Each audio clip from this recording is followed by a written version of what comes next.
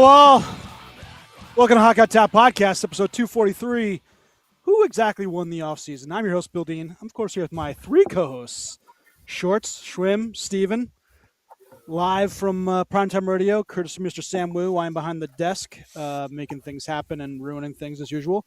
But you can find us on Twitter, Instagram, Facebook, YouTube, Apple and Google Podcasts, Spotify, and iHeartRadio. Please leave us a 5-star review if it be ever so kind. Boys, what are we drinking? I actually mixed two gins. I don't know if that's recommended or not, but I have very little. Has it been two gins you've had before that you just wanted to see how they would combine together? Like, what was the? No, I had very little left of this. I don't know why I didn't finish it the last time I had it. So I had Nolet's, and then it's mostly Roku. I put the bottle over there, so I'm not going to go get that. But yes, I've had two of these before. You left a wounded duck, and now you're finishing it. Yep. Okay. Yeah, I like it. At least I'm finishing it. Strange analogy. I like it. Cheers. Always finish it. I'll go. I have Mudhen 1883 on tap in my brand new bar. That's finally done. Well done. So I love it. thank you. You know what I should do? It does look good. Thank you. Partway through the show, I'm That's going not to even turn the all. lights down so we can. No, it's not. Ooh. Partway through the show, I'm going ambience. to turn the lights down so we can all gaze upon the lights, which I think are one of the Ooh. coolest Curious parts. if I should turn the volume up so I can have anybody who's watching guess what I'm watching right now. Maybe.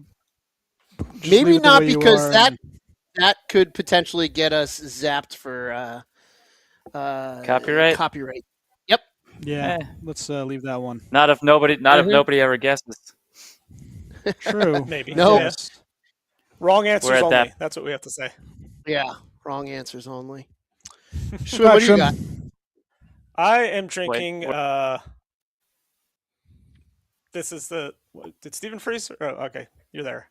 You froze for a second. Anyway, I'm drinking I'm a here. Stone IPA, and it's the iconic West Coast style IPA. And you know how I know that? It says it on the can. Because it says so. Yes, it is an iconic I like beer. Okay. All right. And According lastly, to them. myself, keep cold, enjoy fresh, Lawson's finest, sip of sunshine. Ooh. I am slowly. I'm pulling a Schwim and trying to get the stuff out of my fridge, but at least my stuff's Yep. usually good. Mm. Yeah, mine so, isn't. Yeah. Yeah. I'm just trying to go through the lot. Listen, I got plenty of stuff we can do that with here. So good. So, once we have the bar opening party, whenever that's going to be, just got to figure it out. And there's a giant fly in the basement. Wow. I hope it lands on the camera. Oh, That's it's a scary. horse fly. It's Our It's new a horse fly, our new you'll see it. insect overlords. All right. Let's get to what's on tap for today's episode. Here's a weekly snapshot. Gentlemen, the off season is here. It was exciting about a week and a half ago. Tons of contracts and just trades and, obviously with the draft and everybody new coming in. And we kind of wanted to go through, let the dust settle and get in here and discuss, kind of teams and what we thought. The biggest one, and I think the one that changes the NHL from now on, and it's actually fantastic, is what it is the Leo Carlson It's about stunner offer sheet. And it's not just about the offer sheet and finally someone, goes out for this young gun, monster trying to really get one of these young guys off of a team that, seems to have their, hat in their hands. But it was the contract length, 5 years is almost amazing considering you can sign guys for 7+ years. Sorry, up to 7 years on an offer sheet. Yeah, I know. I had a hiccup and into the talk. Yeah, it was great. You were so excited about the offer sheet. You were so Yeah, excited about talking about the offer Oh sheet. man, you You almost just- threw all over yourself. You're so excited. Your body Not only didn't is know it what to do. I know, yeah. Not only is it the 5 years, the term, which was, pretty amazing that they didn't want to sign it for longer or whatever happened, but the amount, the 18 million, almost 18% of the salary cap. And obviously the Flyers hand out this monster because they're looking for number one center, and they essentially cap, capturing the Ducks, who, and we'll talk about Minchikov in a minute too, because I thought that was just a dumb offer, signage for them. But they have Lacombe, and now they have Carlson and Minchikov, and coming up close is going to be Seneke and Gauthier. And I'm just, what are your guys' thoughts? Right? Yeah, this year needs to be signed. But he can't be offer sheet. Coming up. No, he cannot be. He's arbitration eligible, so they can't offer sheet into this up to this year. But I know overall, what was your guys' thoughts on this, and how you think it changes the NHL, and what do you guys think going forward? I don't think. I mean, it's reminiscent of the Shea Weber, which coincidentally enough was also Philly, but it's reminiscent of that. Where I think they made Shea Weber the highest paid. Did you make him the highest paid player in the league at that point? I think so, yeah. Definitely the highest paid defenseman. It might have been the highest paid player. So now Leo Carlson, who's broken 70 points once, is the highest paid player in the league. I don't know. It's a weird. I'm indifferent on the offer sheet thing, because something like this is so outrageous, because I feel like if Anaheim let him walk, which maybe is a better decision. I like Leo Carlson, but now the Flyers are cap struck, right? They're handcuffed with the cap, and they give up 4 first-round picks. Would you give up 4 first-round picks for Leo Carlson? Do you think that's a fair trade? 4 consecutive first-round picks. Yeah, and none of them they wouldn't be protected either, right? They'd all be. No, they're not protected, because it has to be that pick no matter what. Yeah. It's 4 straight picks from the team. I don't know. I mean, the only thing is that with that, you're expecting to be a playoff team, which is the 20s, right? So you're expecting to give them 4 late first-round picks, which we just gave up 2 late-round picks for Pavel Dorofeyev. If Leo Carlson's an 80-point, 90-point monster as a number 1 center, which are hard to come by, 4 first-round picks to me is nothing. I'd give it up in a second. Plus the amount of time you have to wait for those picks to develop, where Leo Carlson's already there and he's contribute ready to go immediately. Well, we think he has not produced an $18 million. Yeah, he has not produced an 18. I don't think he's produced an $18 million salary, and I don't think he's worth 4 first-round picks. Because you think of when you trade for a blockbuster trade, and if 2 first-round picks are involved, you're like, wow, that's a big package. And now all of a sudden you're sending 4 for a guy, like I said, who scored 70 points once. He's 21, 22, whatever he is. 22. He's a good player. Is he a bona fide number 1 center? I don't know. I don't think anybody really knows. At this moment, he's not, but you're expecting him to get better. Him for. Yeah, you're also banking on he's going to get better than 60 or 70 points. But if you're offer sheeting somebody and they fall into a different category, then it's, you're giving up less. You're giving up. I don't know. I feel like Philly first rounds or 2 first rounds. I feel like Philly kind of made this offer with the expectation that they're not going to get him, so they almost wanted. I feel like if I think they should go after Anaheim didn't now. Match Philly. There's really nobody else to go after. There's Fantilli to go after. Well, yeah. There's no point going after him. Bedard. Bedard's going to get matched no matter what, so there's no point. If you offer 7 by 22 or whatever the max at 20% is, I know Chicago has to do it, but that's ridiculous. I would just do it just to screw these other teams, mess with all these other teams. I would don't know. too. You would not have any sort of relationship with any GM if that happens. If you're just doing it out of spite to screw over teams. Well, I don't think the spite to screw the teams, the spite thing. But everyone's saying, "Oh, Briere better watch his back now because he tried to make his hockey team better. He should watch his back." That's the stupidest thing ever. Okay, if Briere starts doing this to every team, then fine, he's a dickhead. He's gonna go bye. But if he does this one time because he really wants to make his team better, I can't fault Briere for trying to do that. That's how you become a good GM, right? Bill Zito's over, but Bill Zito's taking all these players. You should hate Bill Zito. because he has the USA connection. Now he's basically robbing you for nothing. Like Bill Zito should be hated more than someone like Danny Briere, who's trying to do whatever he can to make his. Well, no, because Bill Zito can't help that every player is just like, I want to go to Florida. Like that's out of Bill Zito's hands. Like in that case, no, but it's like Bill GMs Zito, can still hate him for Bill that. Zito gets, and then he gets the power. But no, you can't hate. I would hate the player. I'd be like, if the player's coming to me and be like, well, I'll go to this team, and this team, but actually, really, I'll just go to Florida, which is essentially what Brady Tkachuk did. And then with Dylan Larkin doing the same thing. Yeah, I mean, if you're the GM, like I would as the GM just be like, either you're suiting up for us this season, you're finishing out your contract, or you're just not playing. That's what Larkin's going to do, because Stevie Y is not taking like a sweetheart deal for him. He's like, he wants legit offer, and he's going to be like, Larkin, you're going to be on the team until he's going to have to play. Unless he holds out, but I can't see him doing that. Yeah, some of Stevie Y is fantastic though, because he's like, he was talking to the Ducks now, and he's like, "Oh, Gauthier." It's like, "Oh yeah, we're gonna give you Gauthier for who's a better player than Dylan Larkin, or Matt Boldy, or or Robertson." It's like, come on, Stevie Y, give us a little bit of realistic expectations. I think Dylan Larkin but he's also handcuffed too, because this idiot player only wants to go to one team. Yeah. I don't blame him. Ask for friggin' everything under the sun. Screw him. Yeah.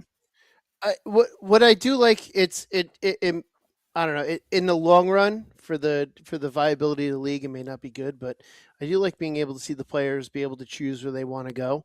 I mean, if you look at tax wise, like Florida, tax wise is a great state to go to. So, a lot of them are looking at that. I like too, that. sure. I mean, I like that in the sense where they can choose where they want to go when they're free agents, not just be like, either one, trade me to here and to here only, or two, go to college, screw over your team by just finishing out college and becoming a free agent, and you literally get nothing out of it, and you waste a draft pick just because you. I don't know. It's that less likely. If you're forcing a trade, that's worse. I feel like the college thing is borderline, but if you want to go somewhere, if you want to go somewhere, reach free agency and go there. Yeah. Don't demand to be traded there and screw your team and your teammates and the guys that you've been playing with for the last. Yeah. Well, first of all, that I mean, you can look at that and say that argument is like, okay, well, why'd you sign that long-term deal then? That's a first thing with that. But it's just like any other work environment. Like sometimes after year, 2 years, 3 years, all of a sudden the work environment sucks and you just want to get out.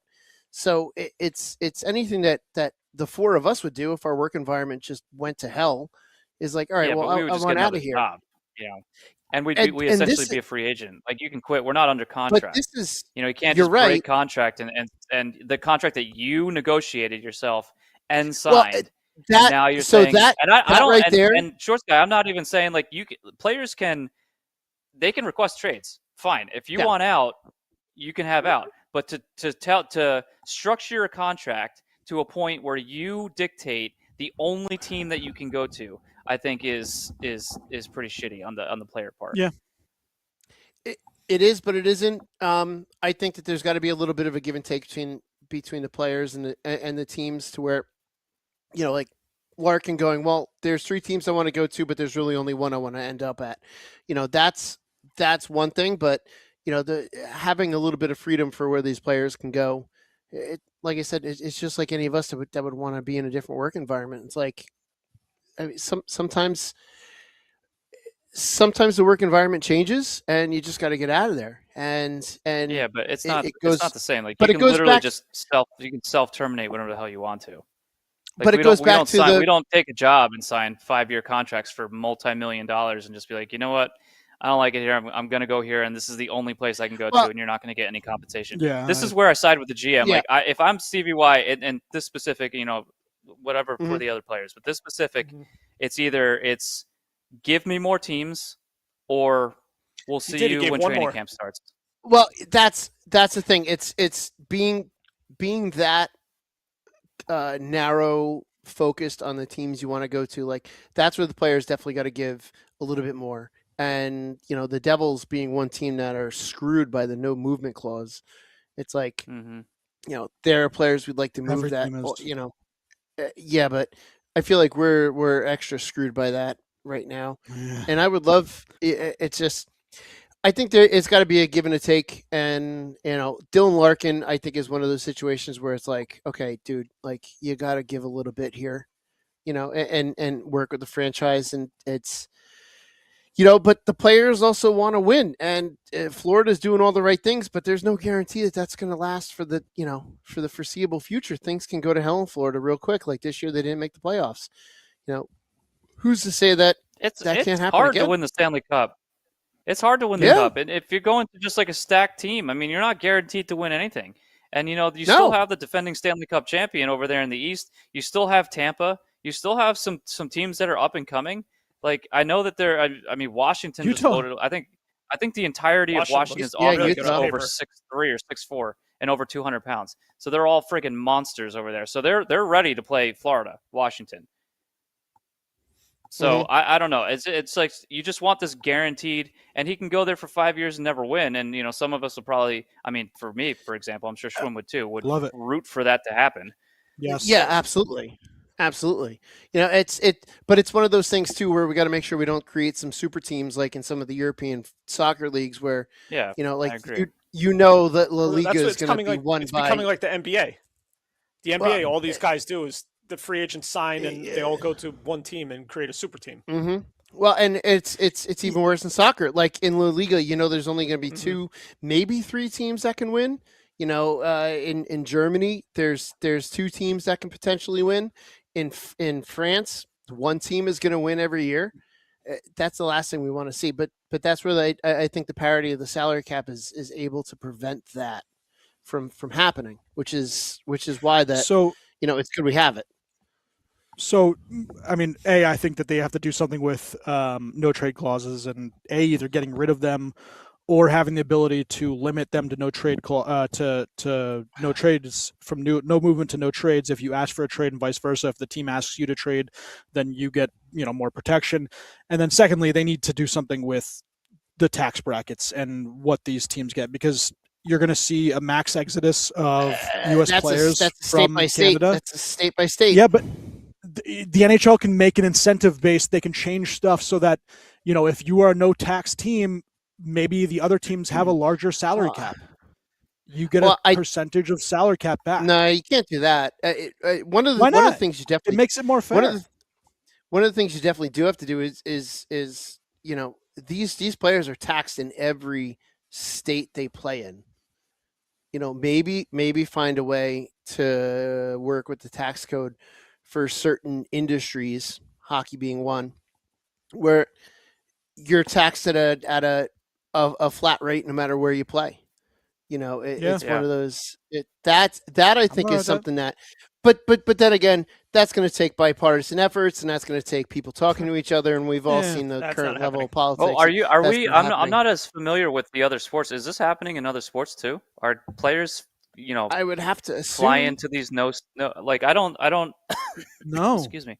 I don't see, especially in like football. No. Like I don't see guys going to. Yeah, they're not going to Florida. They're not going to Miami. They're not going to Vegas, stink, right? Well, they're making a ton more money in their sports than. They are making a ton more money. Yeah. Basketball, they're at like $80 million a season.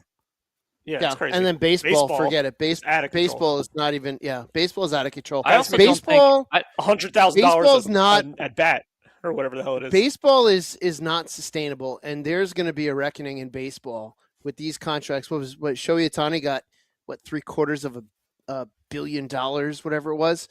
Like, it's just it's unsustainable. Hey, Schwim, guess what? Is it time for something? It's time for chili. It's also time for another beer. I'm going to go get one. All right. So, Shorts guys pounding away. Pound town. Oh, boy. I thought this was a family show. Yep. All right. I have an overreaction for you, and I want to know, talk me off a ledge here. If I'm the owner of the Anaheim Ducks, I am firing Pat Verbeek right now. I could see a lot of people being upset with how he's handled this and how they let it get to this point. My understanding is that now they're kind of strained.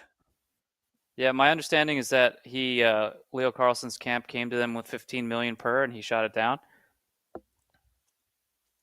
But also, like, you have these, like, also at the same time, how haven't you given these guys contracts yet? How did it wait until now? That's like that's they could the have whole extended issue. them. Pat Verbeek. Yeah. Why did you let it get Pat to this Verbeek, point? Pat Verbeek, just like There's Stevie Y, no is a dickhead when it comes to giving players money. Like he waited to the last minute on Stevie Y. This is on Larkin, but then also for his two young guys, Sider and Lucas Raymond. And Verbeek did this last year with McTavish. Like, this is just what they try to do because they're old school, which is stupid. And now you cost yourselves. You offered him, I think, 10 or 11 million, and he said if you did 12 or he would have taken it, right? And then they said at the end deal, like, hey, we're going to get a lot of money here. Look at 15.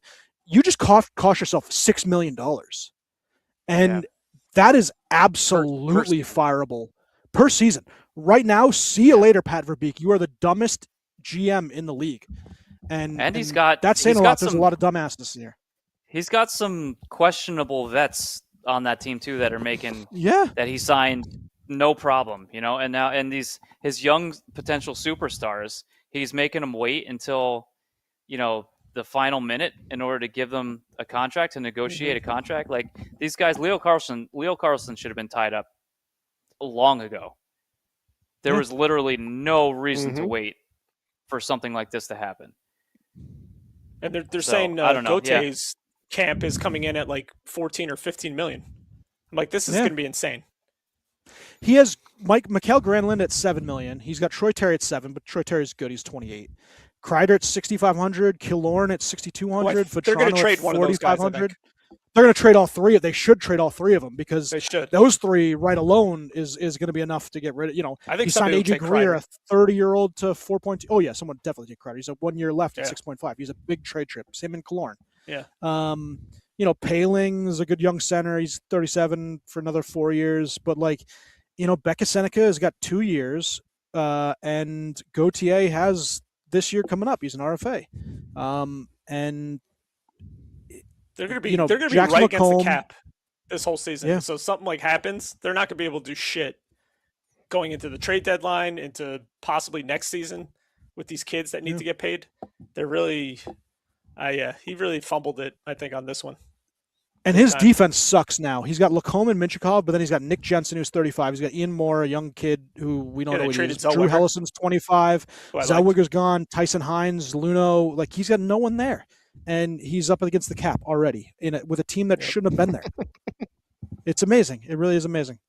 I would have fired him the day that they got the offer sheet, being like, I think the clock, ever since this happened, I think the clock's ticking on him now. Like, it's only like a matter of time now, probably sooner rather than later, before he gets canned. Especially if the team regresses and does worse this year, or maybe going into the next season also. Now I'm about to puke. It's going through all of us.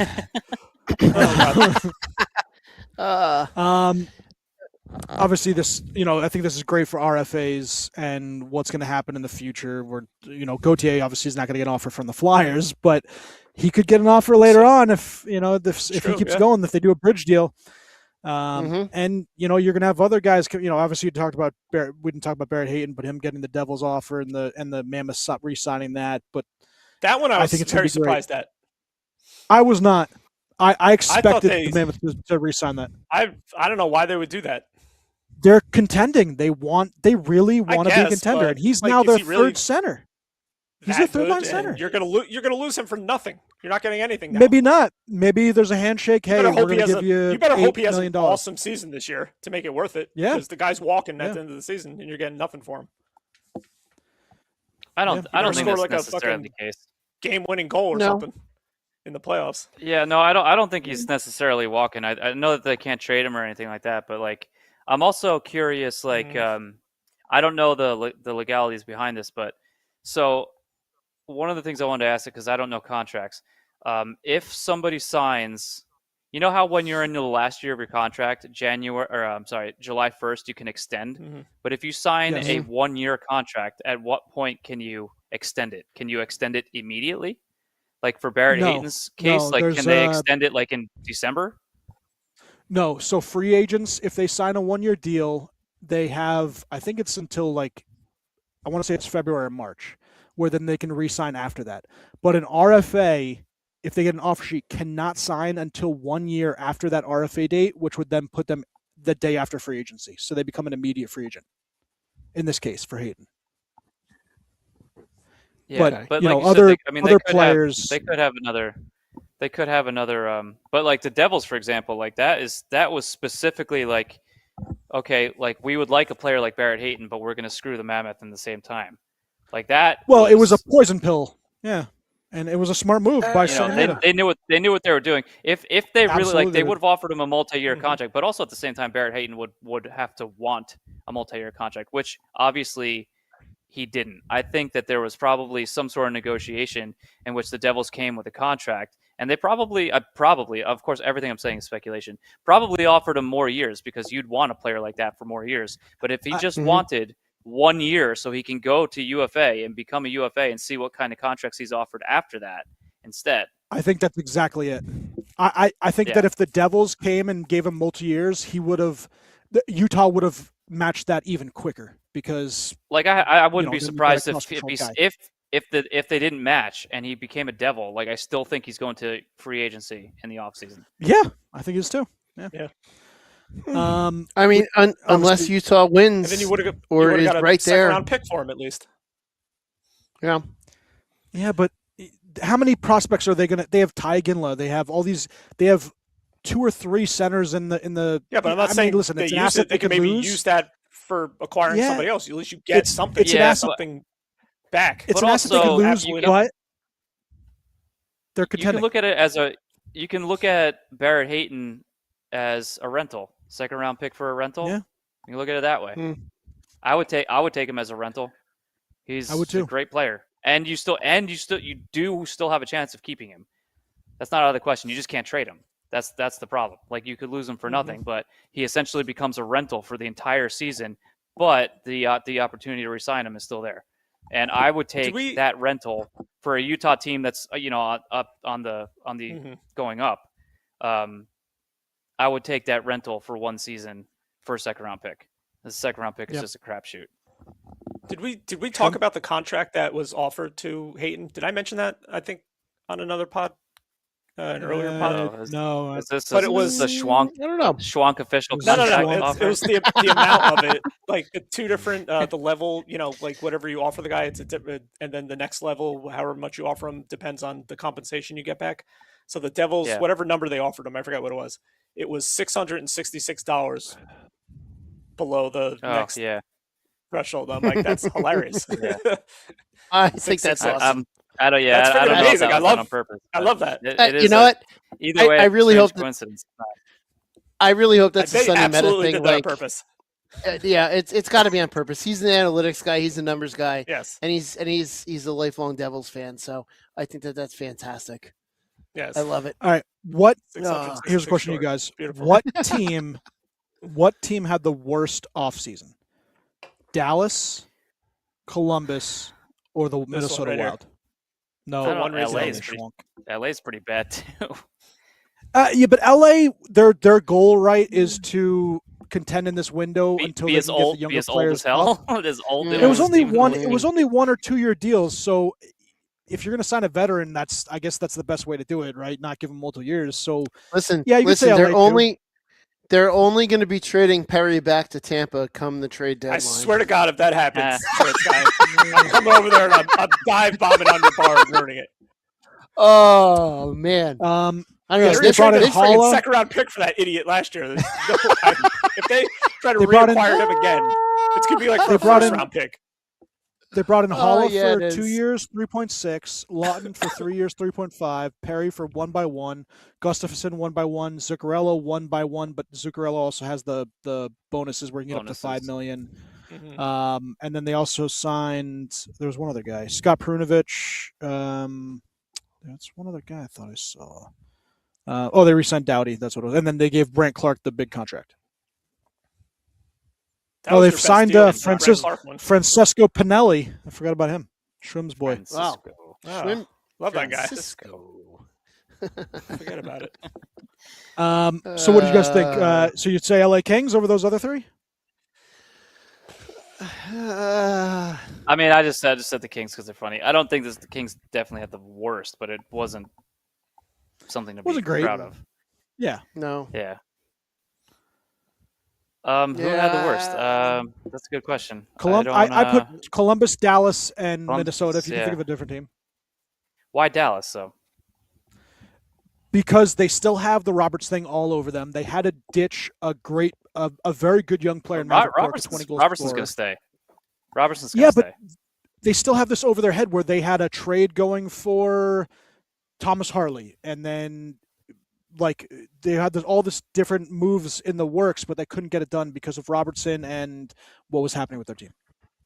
Well, the Thomas Harley thing, that was for Werenski? It was blocked for Werenski. Werenski didn't want to go there. But Werenski that's another was never move. Going to get traded. So that was, I mean, they had a deal in place. Who the hell knows? Yeah, well, I mean, but Werenski, that situation's a disaster. So maybe Columbus. I don't know. Columbus just keeps. Well, that on top of, I don't know. Their other winger. Yeah, but it's just who wants to live in Columbus, Ohio? I've been there before. There's nothing there. It's not even so much that the organization. It's a horrible organization. Horrible. Yeah. And it's a shame because I really I don't want to. It has nothing to do with Johnny Gaudreau, but I mean everybody exiting that organization or within the organization. I mean they have nothing but bad things to say from top to bottom. They're miserably run. And I mean, it's, and I don't think it has to do with location. I think it just has to do with the ownership and management is just awful. Have you ever been to Ohio? Keep getting worse. Yep. Have you ever been to Ohio? I've never. It's awful. I don't think I have. It's awful. It's awful. Like the early 1800s, people rushed to go live there. When I was there, I was like, what the hell? What's the point? It's Ohio. Ugh. What are your thoughts on Minnesota?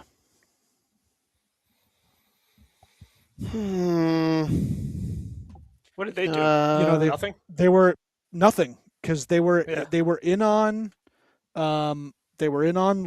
They still haven't done anything with that. It's basically because Yzerman's holding them over barrel.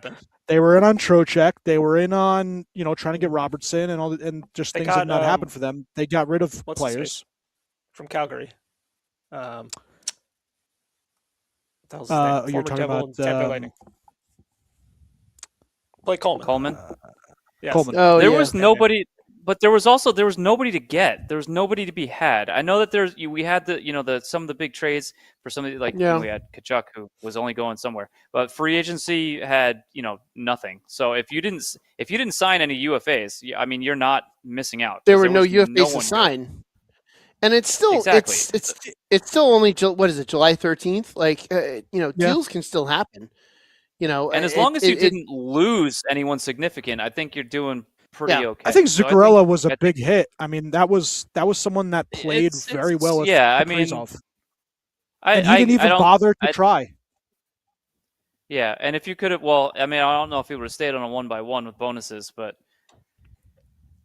I don't know.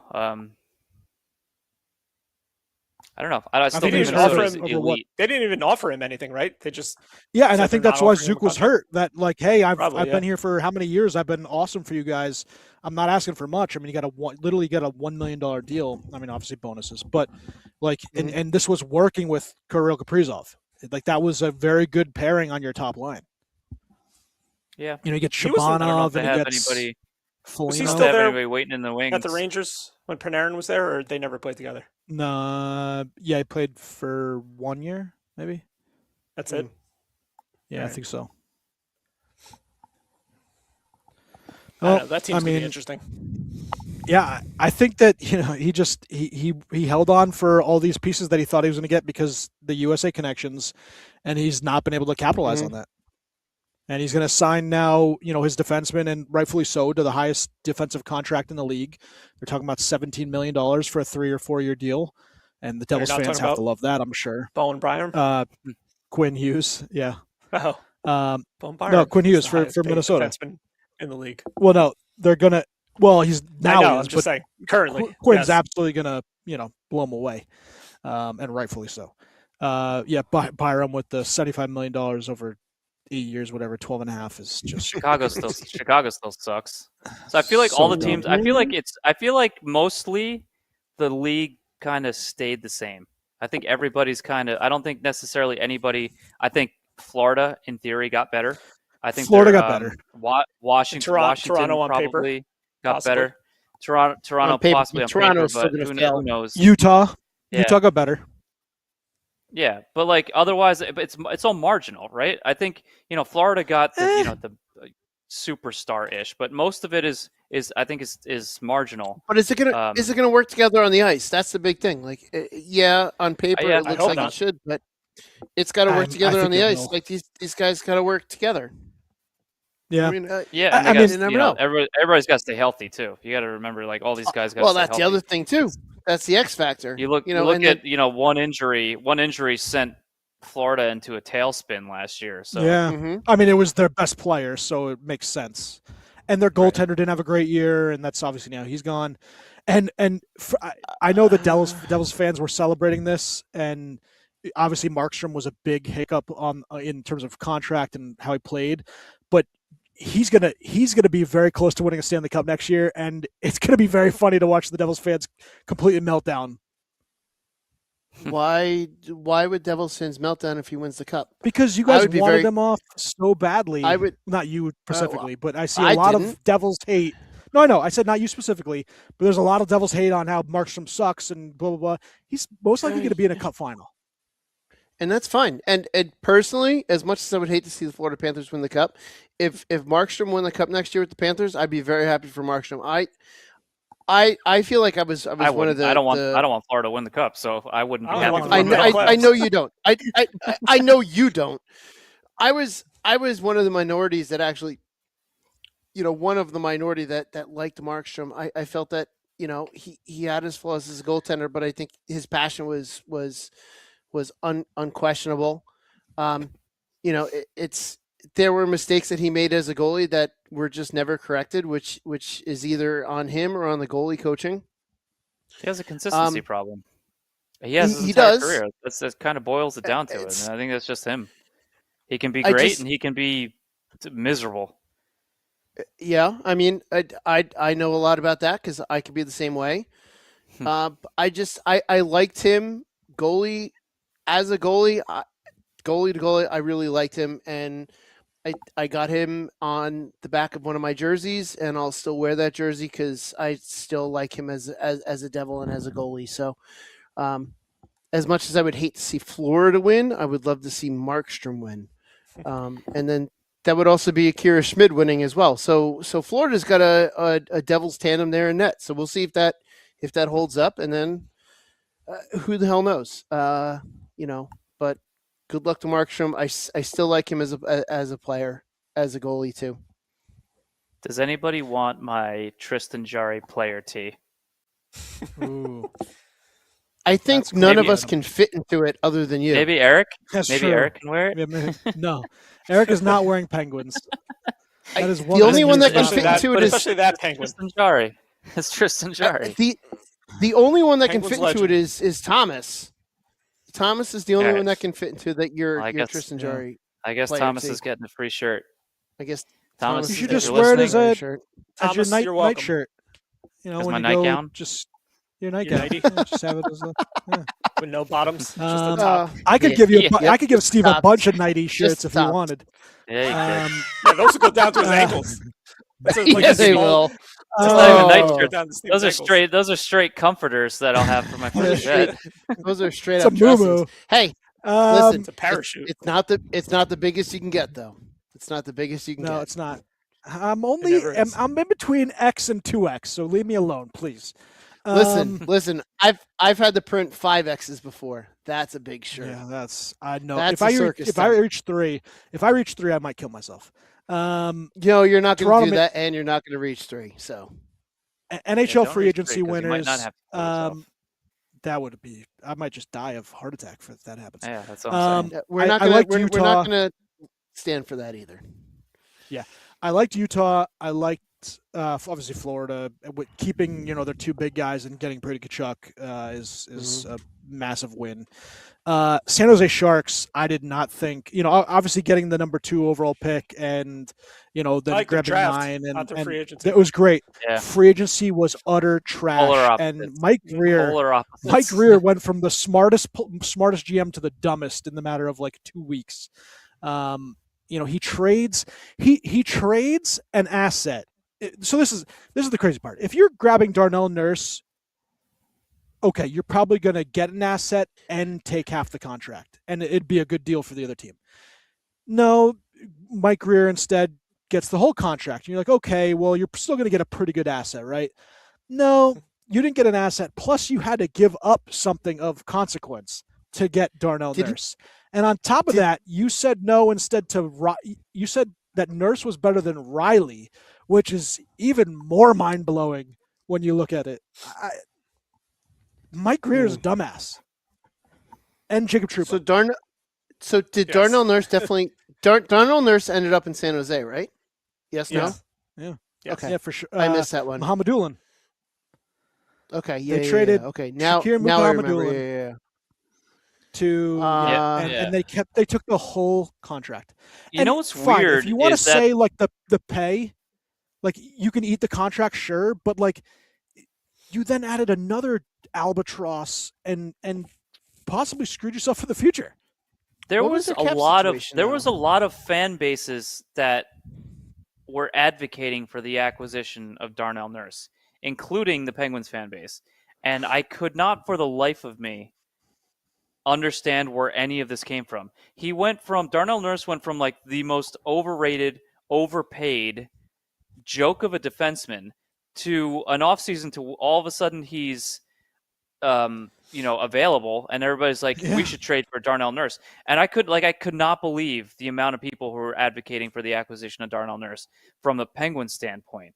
But like, I don't know if it's just because like left-handed defensemen, it used to be right-handed defensemen, but now left-handed, left-sided defensemen are such a high commodity now, and people are always looking to upgrade that all of a sudden Darnell Nurse just appears to be an upgrade just because. Yeah. I don't. Friedman reiterated that same thing. He said that other teams were looking at Darnell Nurse because they're like, oh, he's been, left high and dry in Edmonton. He caused most of this.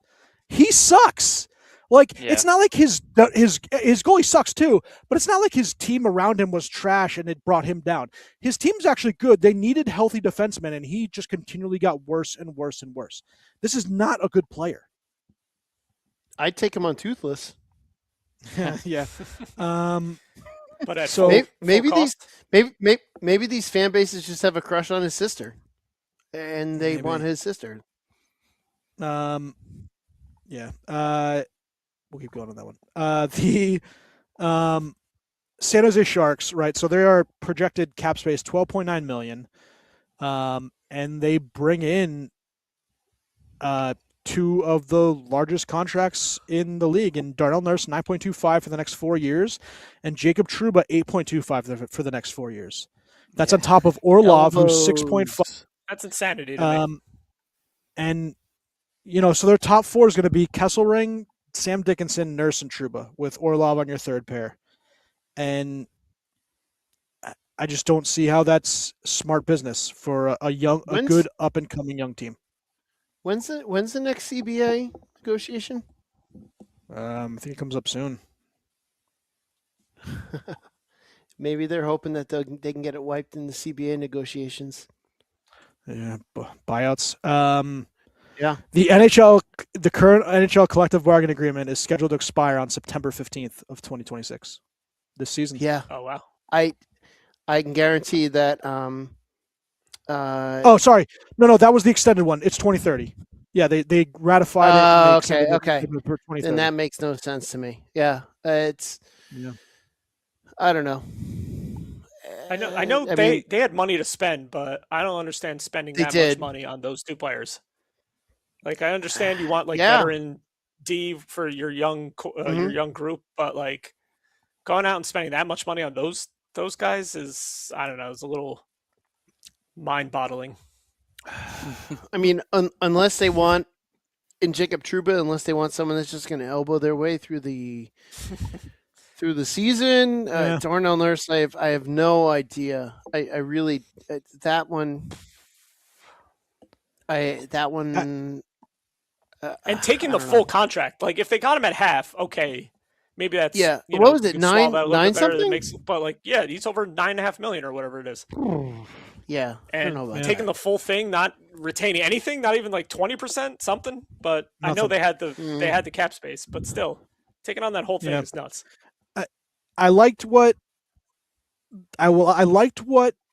Toronto was doing up until they brought in or they fired Haley Wickenheiser, who I think is a very smart young mind in a front office, and that's Chayka being Chayka, whatever he wants to do.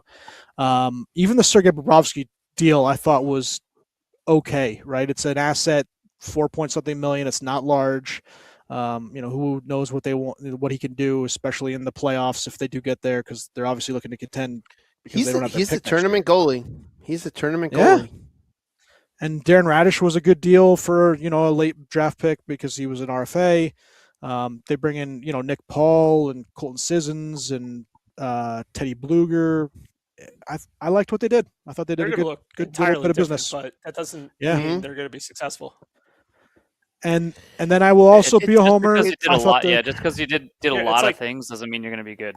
Yeah, it's like quantity over quality. I think there was good moves though. That market just that media market just rips those players apart, and it's I don't know who would want to play there. Yeah.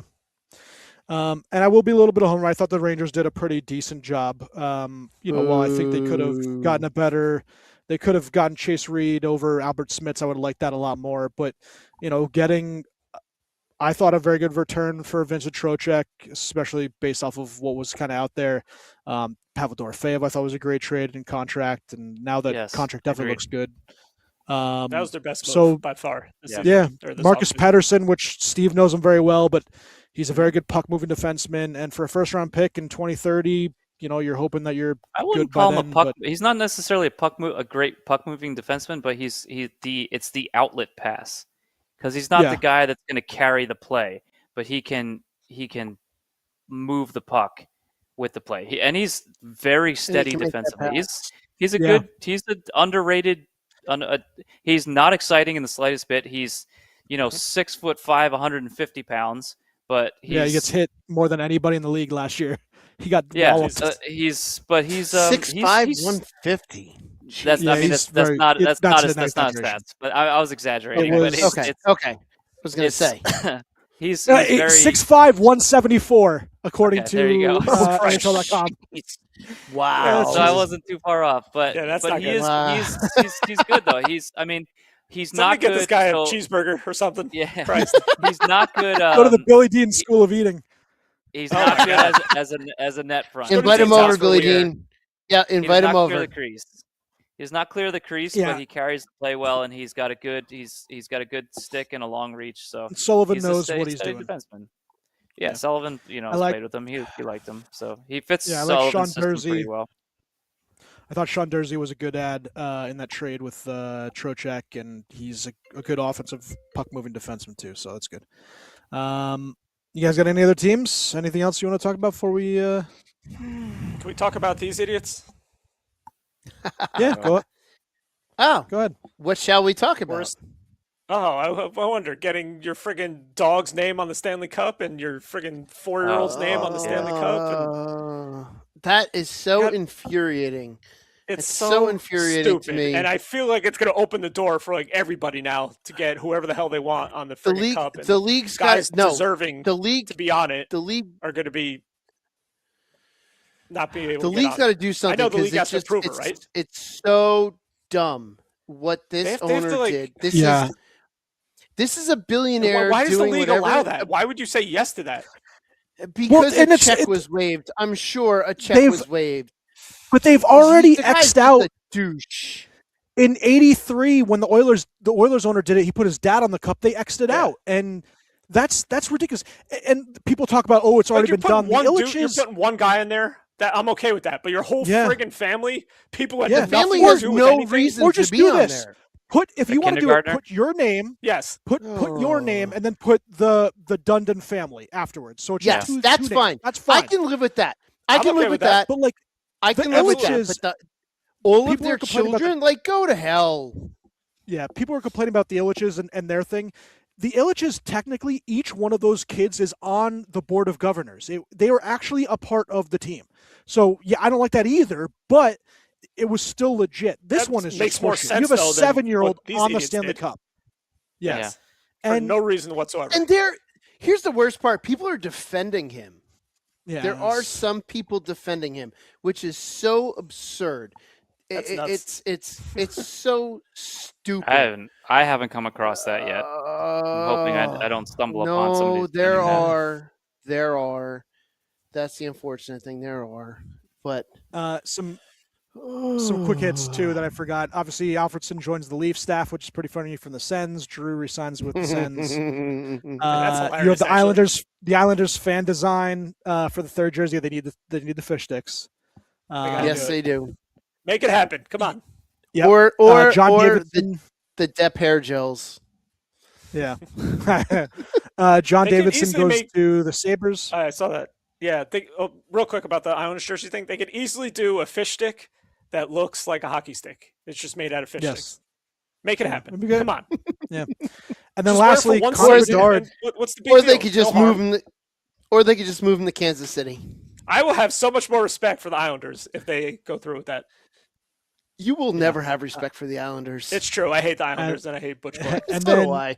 Connor Bedard, who will miss the first 2 months of the season from a shoulder injury, which is a big hit. Yeah, that sucks. Yeah. Pretty shitty is that gonna November? Is that going to affect his contract status? I wonder. No, I don't think so. You'll have some team that will give him Bedard. Well, no, it's because no one's going to offer sheet him. So, but now that Carlson's making $18 million, are they going to give Bedard that or more? Like, is Bedard going to demand more than that? I think that with he probably over should. 18. I think he should. He should. He might get more than that. He might get like 20. He'll get max, something right? good. 20.3 or something like that is the max. He could get it. Well, next year it'll be 22, I think, or even more than that. Yeah, but it has to be for this year. So I think the max he can get this year is like 20.3 or something like that. Yeah. I think. Speaking of that, I have to speak to Thomas because I haven't heard any updates on my contract status or my anything status. So Thomas, if you're listening, I need a contract, dude. I think all he had was foul. He had foul play. I with think a 1-year contract. Yeah, I think so. Listen, I like it. Listen, I will threaten him. Hold out for more money. I will threaten Thomas with a trip to the bear den if he doesn't get me a contract. The top free agents.